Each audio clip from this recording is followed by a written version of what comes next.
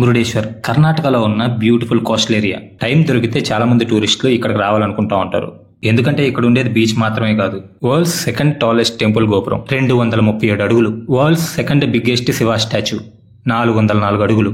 వీటన్నిటికంటే ఇంపార్టెంట్ ఇక్కడ మురుడేశ్వరుడి దేవాలయం. ఇక్కడ జనాలు ఎలా ఉంటారు, వాళ్ళ లైఫ్ స్టైల్ ఏంటి, మురుడేశ్వరుడు ఇక్కడ ఎలా వెలిసాడు, త్రేతాయుగం నాటి లింగం ఇక్కడ ఎలా ఏర్పడింది, బ్యాచులర్స్ ఒకవేళ ఇక్కడికి వస్తే తక్కువ ఖర్చుతో ఇక్కడ ఎక్కడ స్టే చేయాలి, అసలు ఈ ఊరంతా నేను తిరిగి చూపిస్తే ఎలా ఉంటది, ఇక మెయిన్ గా రాత్రిపూట ఈ దేవాలయం ఎలా కలకలలాడిపోతా ఉంటది, ఇవన్నీ ఈ రోజు మీ కళ్ళకు కట్టినట్టు చూపిస్తాను. కాకపోతే ముందు వీడియోకి లైక్ చేయండి. చేశారు కదా, హైప్ బటన్ కూడా ప్రెస్ చేయండి. మళ్ళీ అడగాల?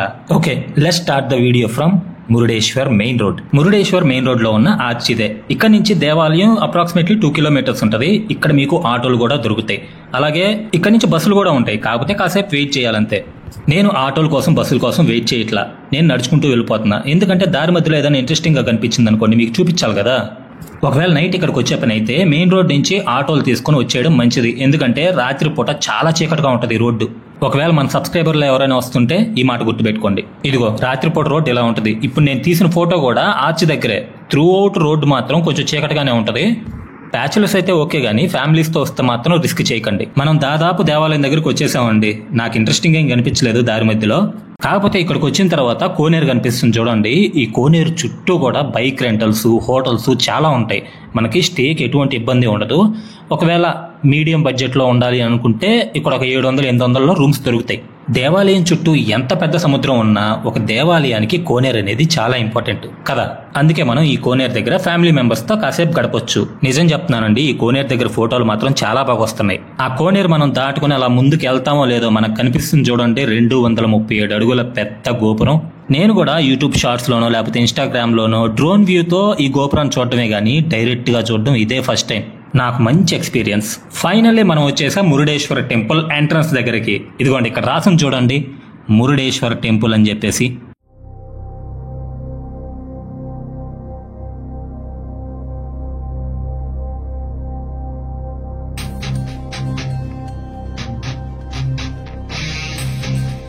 టెంపుల్ ప్రారీగొన్న అనుకుని పడవలు ఉన్నాయి చూడండి. ఎన్ని ఫిషింగ్ బోట్సే. చేపల వేటకెళ్ళేసి ఇక్కడికి వచ్చి పెట్టుకుంటారు ఇల్లు. సరే, ముందు నేను దేవాలయం గురించే మాట్లాడతాను. లోపలికి వెళ్ళి దర్శనం చేసుకొని ఈ దేవాలయం గురించి కంప్లీట్ గా మాట్లాడిన తర్వాత ఈ ఫిషింగ్ బోట్స్, వీళ్ళ జీవనాధారం, వీళ్ళ లైఫ్ స్టైల్ అన్నీ ఇక్కడికి వచ్చి మాట్లాడదాం. అమ్మా, అసలు ఎంత పెద్ద గోపురమో చూడండి. 20 అంతస్తుల గోపురం, 237 అడుగుల గోపురం. అసలు ఈ గోపురం పైకల్లా చూడాలంటే తల నిటారుగా పెట్టి చూడాల్సి వస్తుంది. ఎంత పెద్ద గోపురం రా నాయన. ఇది ప్రపంచంలోనే అతి ఎత్తైన 2వ గోపురం. ప్రపంచంలో ఎత్తైన మొదటి గోపురం శ్రీరంగంలో ఉంది. దాని ఎత్తు 239 అడుగులు. అంటే ఈ గోపురం కంటే 2 అడుగులు ఎక్కువ.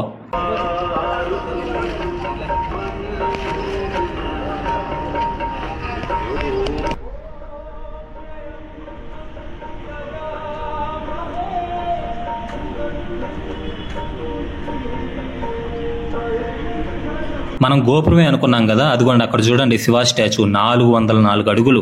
ప్రపంచంలోనే 2వ అతిపెద్ద శివ స్టాచ్యూ అది. సరే, ఆ స్టాచ్యూ దగ్గరకు కూడా వెళ్దాము. దానికంటే ముందు మనం దేవాలయంలోకి వెళ్ళి మురుడేశ్వరుని దర్శనం చేసుకుందాం. దేవాలయం లోపలికి వెళ్ళి దేవాలయాన్ని చూపిస్తా పదండి. ఇప్పుడే మురుడేశ్వరుని దర్శనం చేసుకున్నాను. దర్శనం చేసుకుని బయటకు వచ్చిన తర్వాత చూడండి ఇక్కడ దేవాలయం లోపల నుంచి శివ స్టాచ్యూ కనిపిస్తుంది. ఇదిగోండి ఇక్కడ సుబ్రహ్మణ్యేశ్వర స్వామి దేవాలయం. అంటే సుబ్రహ్మణ్యేశ్వర స్వామిని ఫోటో తీయకూడదు కాబట్టి సరిపోయింది. అలంకరణ మాత్రం చాలా బాగా చేశారు. దేవాలయానికి కానీ, సుబ్రహ్మణ్యేశ్వర స్వామి దేవాలయానికి కానీ, వినాయకుడి దేవాలయానికి కానీ, అంటే లెఫ్ట్ సైడ్ లో ఉంటది. మురుడేశ్వరుడి విమాన గోపురం చూడండి. అసలు ఈ గోపురంలాగా కనిపించట్లా, నాకు ఒక బంగారపు ముద్దలాగా అనిపిస్తుంది. బంగారపు కాంతులతో వెలిగిపోతుందండి బాబు. అబ్బా, నేను ఇందాక లెఫ్ట్ సైడ్ లో వినాయకుడి దేవాలయం ఉంటదని చెప్పాను కదా. ఇదిగోండి ఇదే వినాయకుడి దేవాలయం. ఈ వినాయకుడి దేవాలయం మీద నుంచి కూడా చూడండి స్టాచ్యూ. వావ్. మనకి ఈ మురుడేశ్వరుడి దేవాలయంలోనే ప్రసాదం కూడా అమ్ముతారు. నిజంగా చాలా బాగుంటదండి. ఒక లడ్డు తీసుకున్నాను నేను 30 రూపాయలు పెట్టి. ఆ లడ్డులో నేను ఎప్పుడూ చూడలేదు, లవంగాలు వచ్చాయి నాకు. ఆ ఫ్లేవర్ తో లడ్డు ఉందండి. నిజంగా సూపర్ అంటే సూపర్. ఎవరైనా కానీ ఇక్కడికి వచ్చి ప్రసాదం మాత్రం ఖచ్చితంగా తీసుకోండి. ఆ లడ్డు మాత్రం ఖచ్చితంగా తీసుకోండి, చాలా బాగుంది. సరే, ఇప్పుడు మనం దర్శనం చేసుకున్నాం కదా. ఇప్పుడు నేను మీకు మురుడేశ్వరుడు ఇక్కడ ఎలా వెలిశాడు అనేది చెప్తాను వినండి. నేను చెప్పే ఈ స్థల పురాణం ఈ ఒక్క దేవాలయానికే కాదు, గోకర్ణకి, మురుడేశ్వర్కి, అలాగే ఇంకొక 3 దేవాలయాలకు కూడా వర్తిస్తుంది. ఒకరోజు రావణాసుడి అమ్మ ఇసుకతో శివలింగాన్ని చేసుకుని పూజిస్తా ఉంటది. అప్పుడు రావణాసుడు, ఇసుకతో శివలింగం ఏంటమ్మా, నేను సాక్షాత్తు శివుడి దగ్గరికి వెళ్లి శివుడు ఆత్మలింగాన్ని తీసుకొచ్చి నీకు ఇస్తాను, ఆ లింగానికి నువ్వు పూజ చేసుకో అని చెప్తాడు. అది కేవలం చెప్పడమే కాదు, మాట ఇచ్చి వెళ్తాడు. ఇచ్చిన మాట ప్రకారం కైలాసం వెళ్లి శివుడి కోసం తపస్సు చేస్తాడు. ఆ తపస్సు చూసి దేవతలందరికీ భయం వేస్తుంది. అప్పుడు నారదుడు శ్రీ మహావిష్ణువు దగ్గరికి వెళ్లి, స్వామి ఇదేంటిది, ఆయన గాని ఆత్మలింగం తీసుకున్నాడంటే అందరిని ఇంకా నాశనం చేస్తాడు, నువ్వే ఏదో ఒకటి చేయాలి స్వామి అని అడుగుతాడు. శ్రీ మహావిష్ణువు కామ్గా కూల్గా, నేను చేయాల్సింది టైం వచ్చినప్పుడు నేను చేస్తానని చెప్తాడు. అక్కడ రావణాసురుడేమో అసలు ఆ తపస్సు అనేది పీక్ స్టేజ్కి వెళ్ళిపోద్ది. శివపార్వతులు, సుబ్రహ్మణ్యేశ్వర స్వామి, వినాయకుడు స్వామి ఉన్న కైలాసాన్ని ఎత్తుకుని తపస్సు చేస్తా ఉంటాడు. అప్పుడు మహాశివుడు పార్వతీదేవితో సహా ప్రత్యక్షమయ్యి రావణాసురుణ్ణి నీకేం కావాలని అడిగితే మహావిష్ణువు మాయ వల్ల ఆత్మలింగం అడగడం మర్చిపోయి పార్వతీదేవిని అడుగుతాడు. అడగగానే చాలా చక్కగా శివుడు కూడా చెప్తాడు, ఆవిడ ఆది పరాశక్తి అంశ, నువ్వు ఆ శక్తి తట్టుకోలేవు అని కూడా చెప్తాడు. అయినా సరే రావణాసురుడు వినడు. శివుడు కూడా నీ కర్మ అనుకుని పార్వతీదేవిని ఇచ్చేస్తాడు. దారి మధ్యలో నారదుడు కనిపించి, నువ్వు తీసుకెళ్తుంది పార్వతీదేవిని కాదు, ఒక కాళికామాతని అని చెప్తాడు. అప్పుడు రావణాసురుడు, శివుడు నన్ను మోసం చేశాడు, నేను మళ్ళీ వెళ్ళి అడుగుతాను అని చెప్తే దానికి నారదుడు, శివుడు అసలైన పార్వతిని పాతాళ లోకంలో దాచిపెట్టాడు, ఆవిడి పేరు మండోదరి, నువ్వు వెళ్ళి పెళ్లి చేసుకో అని అబద్ధం చెప్తాడు. చెప్పినట్టే వెళ్లి మండోదరిని పెళ్లి చేసుకుని లంకకు తీసుకెళ్తాడు. వాళ్ళమ్మకేమో షాకు, వీడేంటి ఆత్మలింగాన్ని తీసుకొస్తానని చెప్పేసి పెళ్లి చేసుకొని వచ్చాడు అని. సరే చేసుకుంటే చేసుకున్నాడు. ఆత్మలింగాన్ని తెచ్చావా నాయన అని అడిగితే అప్పుడు గుర్తొస్తుంది రావణాసురుడికి, అసలు నేను వెళ్ళింది ఆత్మలింగం కోసం కదా, ఇదేంటి ఇలా జరిగింది అని. సరే అని మళ్ళీ తల్లికి మాటిచ్చి ఆత్మలింగం కోసం తపస్సు చేయడానికి వెళ్తాడు. మళ్ళీ ఆత్మలింగం కోసం శివుడికి తపస్సు చేస్తాడు. అప్పుడు మహాశివుడు ప్రత్యక్షమయ్యి ఆత్మలింగాన్ని రావణాసురుడికి ఇస్తాడు. ఇచ్చేటప్పుడు ఒక కండిషన్ పెడతాడు, ఈ ఆత్మలింగాన్ని నువ్వెక్కడా కింద పెట్టకుండా నీ లంకాపట్నానికి తీసుకెళ్లాలి, ఎక్కడైనా పెట్టావంటే భూమి ఆకర్షించేసుకుంటది అని చెప్తాడు. సరే అని చెప్పేసి ఆత్మలింగాన్ని తీసుకుని లంకాపట్నానికి బయలుదేరతాడు రావణాసురుడు. అప్పుడు నారదుడు వినాయకుడి దగ్గరికి వెళ్లి జరిగిందంతా చెప్పి వినాయకుడే దీన్ని ఎలాగైనా అడ్డుకోవాలని కోరుకుంటాడు. దానికి వినాయకుడు కూడా ఆత్మలింగం లంకాపట్నానికి చేరకుండా నేను చూసుకుంటానులే అని చెప్తాడు. అప్పుడు వినాయకుడు ఒక చిన్న పిల్లవాడి రూపంలో గోవుల్ని కాసుకుంటూ ఆ రావణాసురుడు ఉండే చోటుకి వెళ్తాడు. అప్పుడు శ్రీ మహావిష్ణువు మాయ వల్ల సూర్యాస్తమయం జరుగుద్ది. రావణాసురుడు సంధ్యావందనం చేయడానికి ఆ ఆత్మలింగాన్ని వినాయకుడికి ఇచ్చి జాగ్రత్తగా పట్టుకొనుండు అని చెప్పి వెళ్ళబోతుంటే వినాయకుడు ఒక కండిషన్ పెడతాడు, నేను 3 సార్లు నిన్ను పిలుస్తాను, లేకపోతే ఈ లింగాన్ని కింద పెట్టేస్తానని చెప్తాడు. సరే అని రావణాసురుడు సంధ్యావందనానికి వెళ్ళిపోతాడు. రావణాసురుడు సంధ్యావందనం చేస్తున్న టైంలో తొందరగా 3 సార్లు వినాయకుడు పిలిచేస్తాడు. రావణాసురుడు పరిగెత్తుకుంటూ వచ్చే లోపలే కావాలని ఆ లింగాన్ని కింద పెట్టేస్తాడు. తర్వాత రావణాసురుడు కోపంతో వినాయకుడిని 4 వేస్తాడు. ఈ ఆర్ట్ ఎవరు చేశారో గానీ నాకు చాలా నవ్వు వచ్చింది. ఎందుకంటే ఇక్కడ రావణాసురుడు వినాయకుడిని కొడుతున్నప్పుడు అక్కడ ఒక చిన్న లేఖతోడు చూడండి ఎలా పరిగెడుతుందో, యాక్చువల్ గా అది వెళ్ళి చెట్టు ఎక్కుతున్నట్టుంది. అలా వినాయకుడి కింద పెట్టిన లింగాన్ని పైకి లాగాలని రావణాసురుడు చూసినప్పుడు ఆత్మలింగం భూమిలో నుంచి అస్సలు రాలేదు. ఈ సంఘటన మొత్తం జరిగిన ప్లేసే గోకర్ణలో ఉన్న మహాబలేశ్వరుడు లింగమే ఆత్మలింగం. రావణాసురుడు ఆ ఆత్మలింగాన్ని భూమిలో నుంచి పెగలించడానికి చూసినప్పుడు ఆ ఆత్మలింగం మీద ఉన్న వస్త్రం పడిన చోటే మురుడేశ్వర్. చాలా చక్కగా మురుడేశ్వర్ ఆలయ చరిత్ర తెలుసుకున్నాం కదా. మనం దేవాలయంలో దర్శనమైన తర్వాత దేవాలయం లోపల నుంచే ప్రపంచంలోనే 2వ అతిపెద్ద శివుడి స్టాచ్యూ దగ్గరికి దేవాలయం లోపల నుంచే స్టెప్స్ ఉంటాయి. చూడండి మహాశివుడు ఎంత బాగున్నాడో, ఎదురుగా నంది కూడా.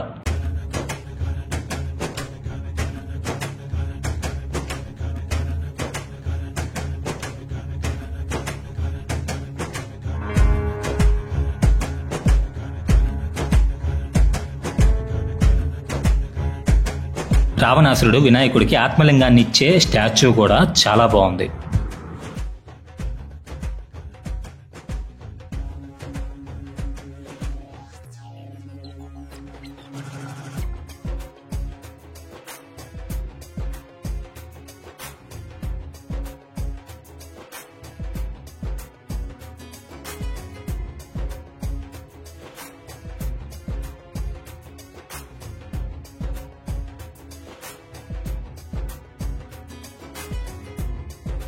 చుట్టూ గార్డెన్, ఇక్కడి నుంచి బీచ్ వ్యూ, ఆ గోపురం మీదుగా ఈ మురుడేశ్వర్ ఊరుని చూస్తుంటే దూరంగా కొండలు, అసలు వ్యూస్ మాత్రం అద్దిరిపోతాయి.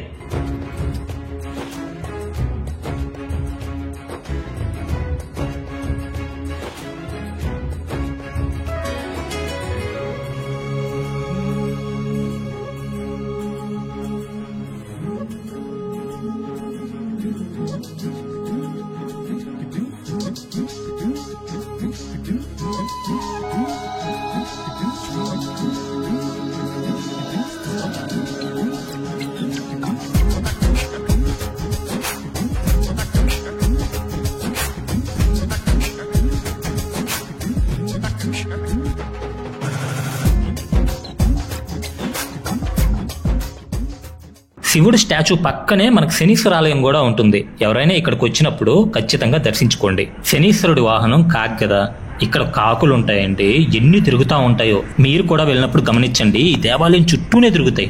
ఆయన వాహనం కాకి, ఈ ఆలయం చుట్టూ ఎన్ని కాకులు వాళ్తున్నాయో అసలు. ఆ శివుడి స్టాచ్యూకి ఇప్పుడు ఏదో రిపేర్ వర్క్స్ జరుగుతున్నాయి, లేకపోతే అక్కడి నుంచి బీచ్ వ్యూ చూసేదనుకుంటుంది.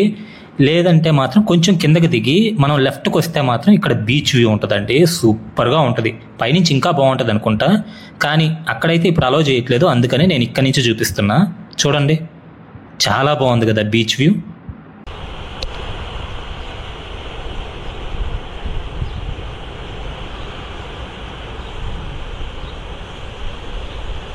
ఈ స్టాచ్యూ దగ్గర నుంచి ఇప్పటి వరకు మొత్తం వ్యూ చూసాం కదా. ఇదిగోండి ఇక్కడ కనిపిస్తుంది కదా, అదే మెయిన్ టెంపుల్. ఇక్కడ నుంచి ఇప్పుడు మనం దేవాలయం బయటికి వెళ్ళిపోయేసి ఇక్కడ ప్రజల జీవనాధారం ఏంటి, వాళ్ళ లైఫ్ స్టైల్ ఎలా ఉంటుందో చూద్దాం పదండి. ఇక్కడ నుంచి మనం బయటికి వెళ్లే ముందు మీకు విషయం చెప్తా వినండి. ఇక్కడ మనకి గోపురం కనిపిస్తుంది కదా, ఈ గోపురానికి లిఫ్ట్ కూడా ఉంది. మనం కింద టికెట్ తీసుకుంటే ఆ గోపురం లిఫ్ట్ లో పైకి వెళ్ళి ఈ వ్యూస్ ని చాలా బాగా ఎంజాయ్ చేయొచ్చు. మీరు ఒకవేళ ఇక్కడికి వస్తే మాత్రం ఖచ్చితంగా ట్రై చేయండి. ట్రస్ట్ మీ, చాలా చాలా బాగుంటది. అలాగే ఇక్కడ స్టాచ్యూ ఉంది కదా, ఈ స్టాచ్యూ దగ్గర కూడా మీ ఫ్యామిలీతో చాలా సేపు గడపండి. నేను స్టార్టింగ్ లో దేవాలయంలోకి వెళ్లే ముందు ప్రారీగూడ పక్కనే ఫిషింగ్ బోట్స్ ఉన్నాయని చెప్పాను కదా. ఇప్పుడు నేను అక్కడికి వచ్చాను, ఈ ఫిషింగ్ బోట్స్ చూద్దామని వచ్చిన నాకు బోనస్ గా ఈ టెంపుల్ వ్యూ కూడా భలే దొరికింది. మొత్తం టెంపుల్ చూడండి ఒక్క ఫ్రేమ్ లో ఎలా కనిపిస్తుందో మనకి. ఇక్కడ ప్రజల జీవనాధారం ఏంటంటే చేపలు పట్టుకొని అమ్ముకోవడం. మార్నింగ్ 8:30 to 9 కల్లా మొత్తం బోట్స్ అన్ని ఇక్కడికి వచ్చేస్తాయి. చేపలన్నీ ఇక్కడ అసలు మార్కెటే అనుకోవాలి.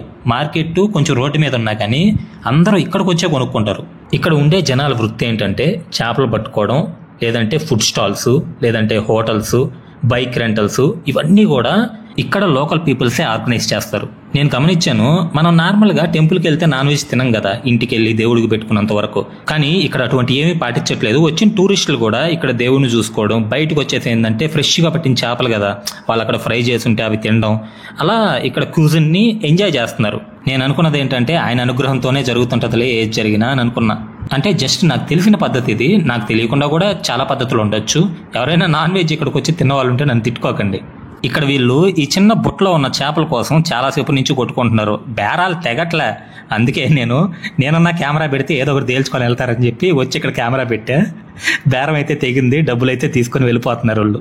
ఇక్కడ నేను చూసిన పడవల్లో కల్లా ఇది కొంచెం పెద్ద పడవ, ఇది కొంచెం సముద్రంలో ఎక్కువసేపు ఉండేటట్టుంది. ఎందుకంటే వీళ్ళు ఐస్ బాక్సులు తీసుకెళ్లారు, అక్కడ పట్టుకొని చనిపోయిన వాటిని కూడా ఐస్లో వేసుకొని తీసుకొచ్చారు ఇక్కడికి. చాలా మంది వచ్చారు చూడండి కొనడానికి. జస్ట్ అక్కడి నుంచి ఇప్పుడే బయటకు వచ్చి అక్కడ బిజినెస్లు అయితే చాలా బాగా జరుగుతున్నాయి. ఇదిగోండి, అంటే ఈ దేవాలయం ప్రాంగణం మొత్తం చాలా బాగుంటది. ఇప్పుడు ఇలా ఉంది, కానీ నైట్ అయితే మాత్రం వేరే లెవెల్లో ఉంటది. చూపిస్తా చూడండి.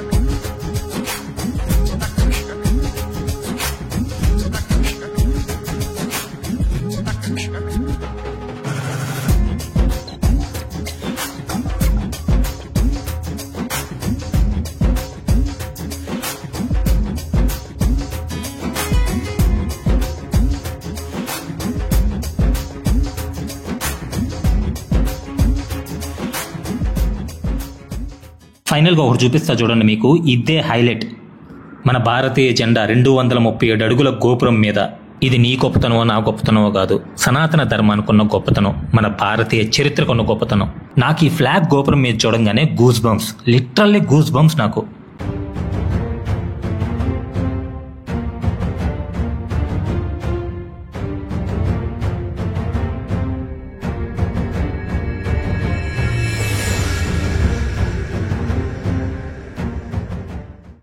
దేవాలయానికి 500 మీటర్స్ దూరంలోనే మనకి మురుడేశ్వర్ బస్ స్టాండ్ ఉంది. ఈ బస్ స్టాండ్లోనే ఇక్కడ చూశారు కదా డార్మెటరీ అని. ఎవరైనా బ్యాచులర్స్ వస్తే 300-400లో ఉండాలనుకుంటే ఈ డార్మెటరీ హ్యాపీగా తీసుకోవచ్చు. అంటే ఈ డార్మెటరీ అనే కాకుండా ఇంకా చాలా ఆప్షన్స్ ఉన్నాయి. మనం ఇందాక కోనేరు చూసాం కదా, ఆ కోనేరు దగ్గర అయితే మనకి బైక్ రెంటల్స్ కానీ హోటల్స్ కానీ చాలా దొరుకుతాయి. మీరు ఇక్కడికి వచ్చినప్పుడు దేవాలయం ఎదురుగానే దోస్ బన్ ఉంటుంది, ట్రై చేయండి. ఫుడ్ గురించి అయితే ఇక్కడ ప్రాబ్లం ఉండదండి. సంచారీస్, ఈ వీడియో మీకు నచ్చిందని అనుకుంటున్నాను. ఈ వీడియో మీకు నచ్చినట్లయితే ఏం చేయాలో తెలుసు కదా, ఒక లైక్ చేసి మీ ఫ్యామిలీకి ఫ్రెండ్స్కి ఈ వీడియోని షేర్ చేసి అలాగే మన ఛానల్ని ఖచ్చితంగా సబ్స్క్రైబ్ చేసుకోండి. వేరే ఇంట్రెస్టింగ్ వీడియోతో మళ్ళీ కలుస్తాను.